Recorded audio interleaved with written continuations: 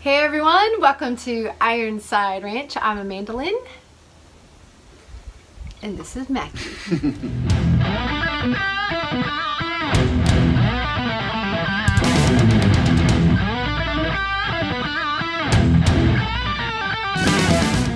Welcome to our first edition of Let's Talk Dirty. So we're going to talk about where we're going and what we're doing here. And why we're doing what we're doing. And a little bit about who we are. And it's kind of an informal session, just so you can get to know us a little bit, and feel free to leave comments below about topics you'd like us to talk about. Ask questions. Ask questions. We'll do our best to respond. Yeah. Okay, so we've been working on our ranch now for probably a little over a year, or right around a year. Well, I've been here 3 years working on it, but you started it before before us. Yes. So, but it didn't make a ton of progress on it when it was just me. Mm-hmm. So it's been kind of going faster since we joined. Yep. Teams. Yep. Your life has changed a lot in the last year. It has. Yeah. It used to be just him and a dog named Frasier. I miss those times. They sure were a lot quieter. So the goal here was originally we were going to turn our 20-acre little property here into a kind of a working farm and homestead, and create kind of a side income. And as we started going further and further into it, we kind of changed our plans pretty drastically, actually. Yeah, we dreamed a little bigger. Yeah, lately we've been looking at land around 100 acres, although we did find one for 150 acres that we're probably going to really put an nice offer on. We're going to go out and see it this weekend, and then kind of see what we get from there. We'll keep you updated on that. And then we're going to build a house. And so we're going to really go off grid and set up a house that runs off of solar and a backup generator that won't be connected at all to electricity. Yeah. And then it'll run off a well. Yeah.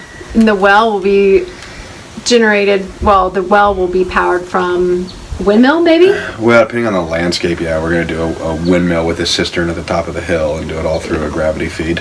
But it just kind of depends on the landscape. We might have to do a solar pump on it or something. But anyways, that's kind of where we're going with it. So hopefully with 100 acres, 150 acres or so, we can get enough cattle that we can actually make a living off of it, off of running some cattle on our property and selling some hunting leases. The hunting leases go for a pretty good price around here. And we'll still be within probably about an hour and a half of Birmingham. So we should be able to get a good following there with selling those. Then we'll sell the pork as well, and so we're kind of just hoping to. Yeah. Hey, we paid our deposit for Cooney pigs. Yeah, for our gilts. Yeah. So I'm looking forward to getting those soon. Yeah, those come in June. Yeah. So we're really excited about that. Yep. And hopefully we can get some goats to milk here this spring, late spring. Also, we're still kind of looking for those. Nubians, right? Are we going to get some Nubians? Yeah. Yeah. Our goal for getting the Nubians was actually for me, because for the milk, the goat milk, really helps my stomach as far as, because I have Crohn's disease, so sometimes cow milk just doesn't work too well. So I've been drinking goat milk, and it is expensive. So we thought we could get our own goats and go natural that way. Yeah. With some good milk. And it'll help us. The Cooney pigs will clean some of the roughage, and so will the goats, and it'll help us kind of take back some of the land. Depending on one of the properties we looked at was just clear cut with timber, so it should be really easy for us to set it up with pasture land and cut down some of the remaining trees in the pastures, and then replant. We're going to replant with probably some chestnuts and some hazelnuts to allow the pigs will go through and clear out some of the nuts that fall, and then it'll provide shade and everything for the animals. So, and we can maybe figure out how to harvest them. Harvest the nuts. Yeah, maybe. That's way down the road, but yeah, we could definitely see that coming in the future. We can figure it out. And we have bees coming, like, soon. Our beehives are 4 weeks. Yeah. As soon as we get back That's right. Yeah, so the bees will be here soon. And we actually paid a little bit more to get a colony that's been growing over the winter.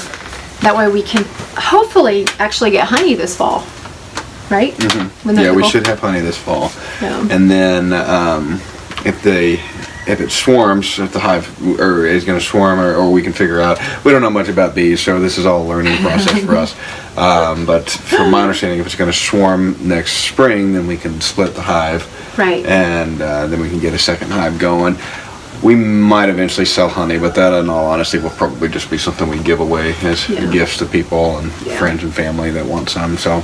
Yeah, and we're kind of overflowing with eggs right now. We have more eggs than we can eat. And it's winter time. Yeah, so we may be giving some eggs away to some of our friends here soon too. Yeah. Although once we have the pigs will actually eat that too. So and that's the nice thing about having pigs. It's like a garbage disposal for all our excess. Yeah. We try not to waste anything. So Chickens if we can't eat it, if we can't eat it, we give everything, all the scraps to the chickens. And then we'll have the pigs to be able to help with that too. Yeah, and especially when the goats come. If you talk about 2 Nubian goats, and they can, and we keep them bred to where they're producing milk year round, it's more milk than we can drink. Yeah. Milking 1 goat a day is more milk than we can drink, much less 2. And we do have two kids as well, so they're growing fast, and they drink a lot, but still that would produce more than enough milk. So we'll have to figure out how to make cheeses and yogurts and stuff like that, and then a lot of it's just going to end up going to the pigs. That's one of the reasons why we got pigs, is because it's a great way for us to dispose of some of that excess that we have without it going to waste. And the chickens, we'll move them. They'll start being raised predominantly on compost here soon. Once we get our new property set up, and we've been doing a lot of research with that. So if y'all haven't checked out some of the video, Justin Rhodes has a lot of them on there. About here's Frasier. Yeah, so the composting will be great to get going as soon as we get onto our new site. We were going to start a garden here, but we kind of put that on hold until we can get moved. I don't want to start a garden and then not be able to harvest. So.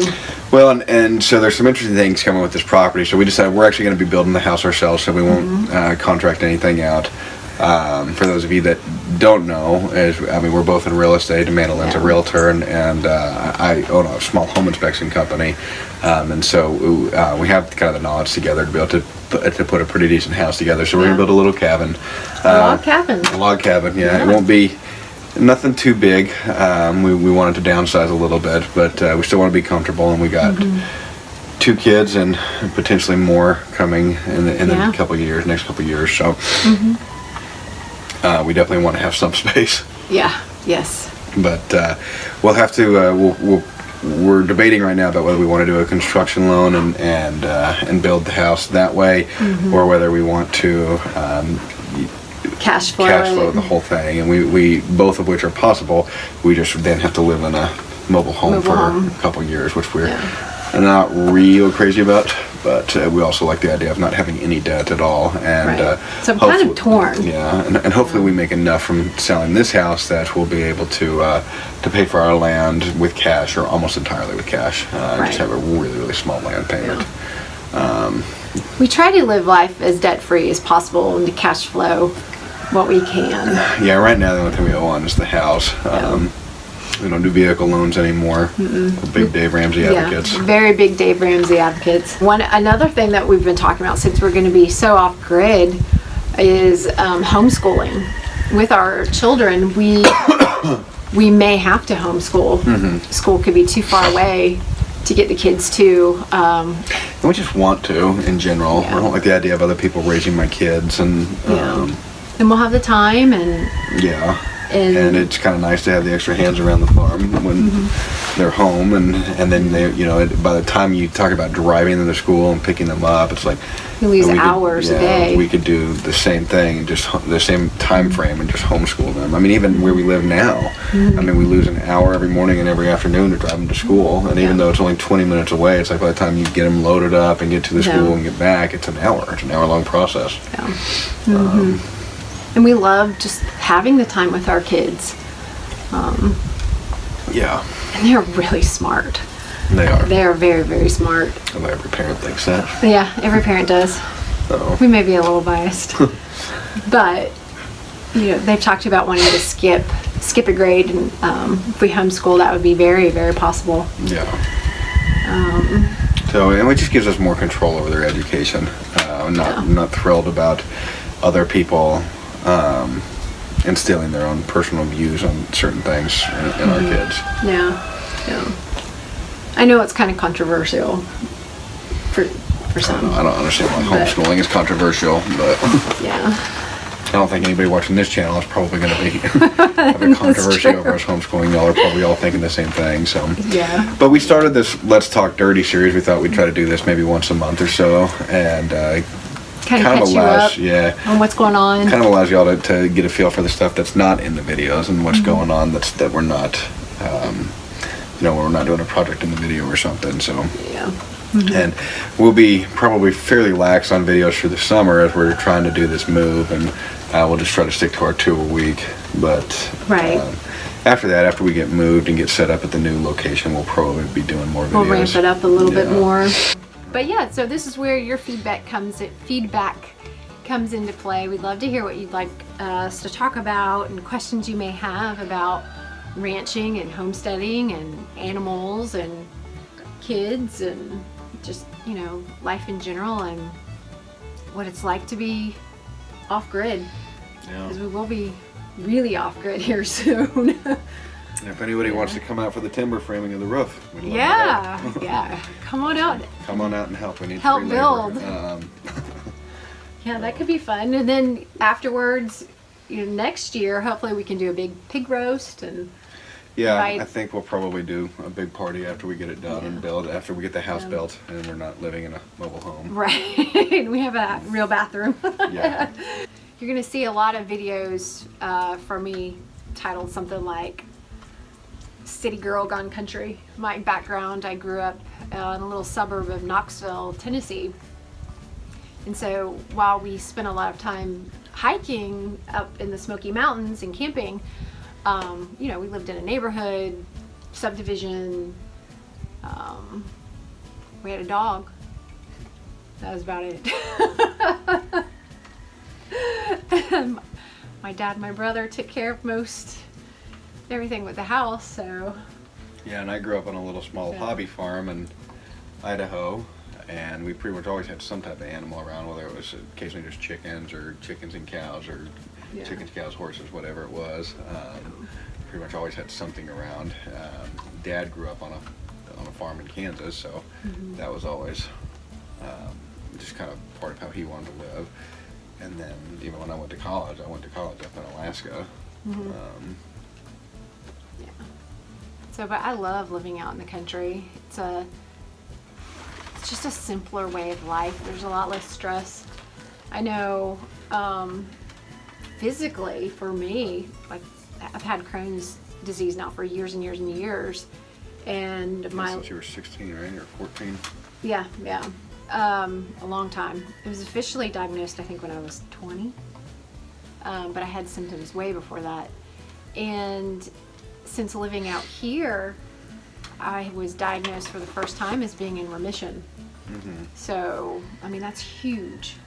Yeah, from being able to control our diet and trying stress. to get rid of like processed food as much as we can. Yeah. It's difficult to get rid of them entirely, and Manolyn loves her Oreos, so. What? No. I like cake.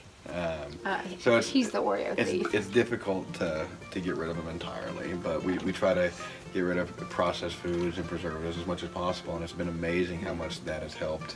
Yeah. Oh yeah. Your stomach is 10 times better than it was even just a year ago. Oh yeah, absolutely. And canning our own foods has helped a lot, and having our own chickens and Yeah, just the The only goat processing milk. is heat and cooking it rather than preservatives. preservatives. And And, exactly. We don't eat at restaurants very often. He's a really, really good cook. so the properties we're looking at, we've looked at several, and We're looking if at they- 2 more this weekend. Two more this Two more weekend. this Yeah, one weekend. that's 90 acres, but it was low enough on price that we could buy the whole thing with cash after selling this house, which is really enticing to go into it and not have any debt. Or 150 acres. That we'd only have about $35,000 in debt, which we could pay off Right. real quick. Right. And that's really enticing. It is. Because to be able to pay off that price that quick. And it had a lot of natural water on it too. Yeah. 2 water sources. Yeah. And the other one didn't have any water other than a well that we'd have to drill. Yeah. So there's some kind of pros and cons to each one. We love the idea of having 150 acres though. Yeah. And for the price difference, it's just, the one thing is both properties have been clear cut, so we've got almost no value in timber on them. We'll have to replant, and that's okay. We can put out what we want. Well, yeah, and we don't really care so much about the value in the timber. We're not using timber as a long-term investment strategy or anything like that.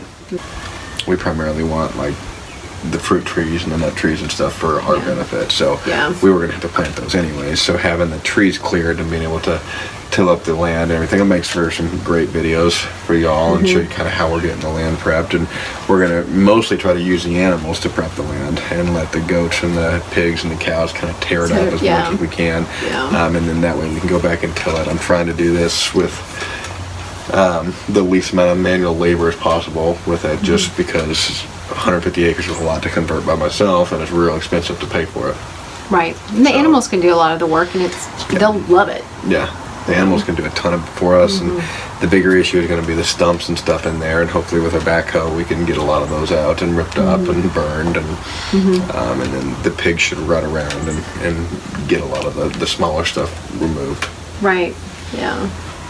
So it's just kind of exciting, the possibilities that we have and the options, and I think the kids are excited and a little nervous about the change, but you know, they'll go out to these properties and just run around and have sword fights and jump up and down on tree stumps. They were really sad when we couldn't get that one that we looked at, the 220 acre one.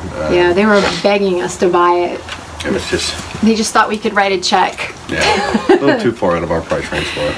Yeah, we couldn't quite do 250 acres, but... Well, we could have done it, but it would have defeated the purpose. You know, the goal for this, one of the goals for this move is to get out of debt entirely, and we could be, you know, the goal is that we can be debt free within 2 or 3 years of moving and entirely, and that's really enticing. Yeah. And if we bought that one, it would have been a lot longer. Yeah. So in the meantime, we're just trying to get this ready.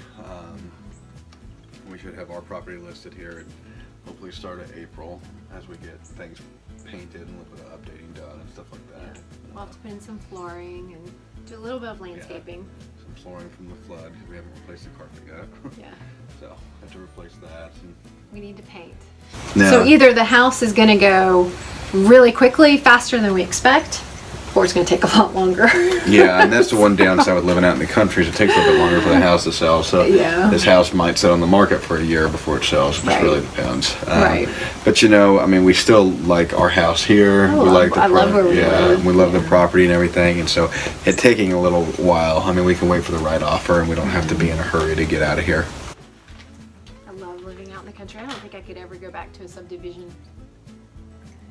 Not now. Nope. Because even just our 20 acres out here, it's very, very peaceful and calm and quiet. You guys can hear, you don't really hear any other cars around. You know, you'll get our neighbor driving by on the driveway periodically because we have an easement through our property to his 80-acre plot, which is one of the reasons too. We would like to, not that there's any problem with that, but just we want the seclusion of not having that easement coming through. Yeah. We want to be where he's at.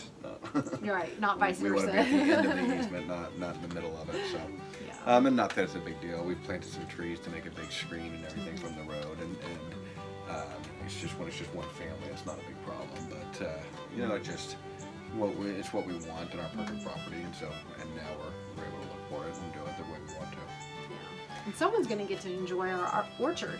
Yeah. So we've got pears and peaches and blueberries. And, somebody's going to get to really have some fun with that. Yeah. Oh yeah. Might have to see if they'll let us come back in the fall, in the spring, summer next year.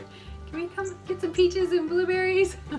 Oh, well, one thing that we are committed to is keeping a family-friendly channel. Oh yeah. So Yeah, Yeah, go ahead, No, go go ahead. I was gonna say, I mean, the thing that we wanted to do is make sure that somebody can watch this channel with their kids around and not have to worry about, are they going to say something inappropriate for my kids to be around. So we try to tailor this to where, if our kids were watching it, it's not a problem for them to see the video. Yeah. So if for whatever reason we ever do a video that's not kid appropriate, we'll put something in the title. Some disclaimer or something. We'll put parental advisory or something like that in the title, so that way you know to not have your kids around. But for the most part, we want our channel to be kept clean and. Yeah. And we may do a play on words, like this is our Let's Talk Dirty series, but a lot of it will be because we're going to be talking about dirt. So we're just kind of playing on farming themes and stuff. So there's not going to be any bad talking. Or anything inappropriate that we wouldn't let our kids watch. No bikini shots. No bikini shots. I'm sorry, guys.